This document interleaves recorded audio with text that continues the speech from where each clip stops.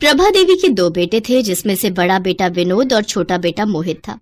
प्रभा देवी की बड़ी बहू चांदनी एक मॉडर्न और छरहरी काया वाली सुंदर लड़की थी, तो वहीं मोहित की पत्नी काजल गरीब घर की सांवली सूरत वाली लड़की थी।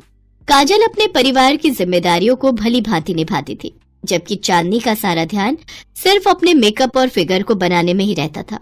एक रोज, ये लीजिए मम्मी जी, आपकी मनपसंद अदरक लौंग इलायची वाली चाय। छोटी बहू, तू हम सभी की जरूरतों का कितना ख्याल रखती है। अरे जरा अपने शरीर को आराम भी दिया कर। सुबह पहली किरण के साथ उठती है और सारा दिन घर के कामकाज ही निपटाती रहती है।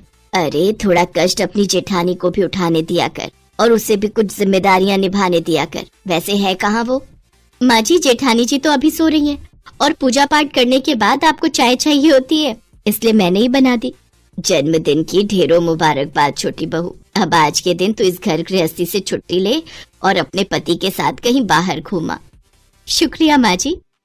अपनी सास के पांव छूकर काजल खुश होकर अपने कमरे में चली जाती है।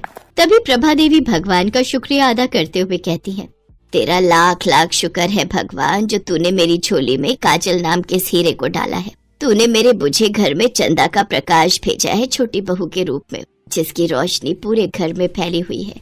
हाँ, बस मेरी यही दुआ है तुझसे कि इसके जीवन में कभी अंधेरा ना आए। मोहित और काजल का रिश्ता सदा सलामत रहे और इनके बीच कभी कोई खटास ना आए।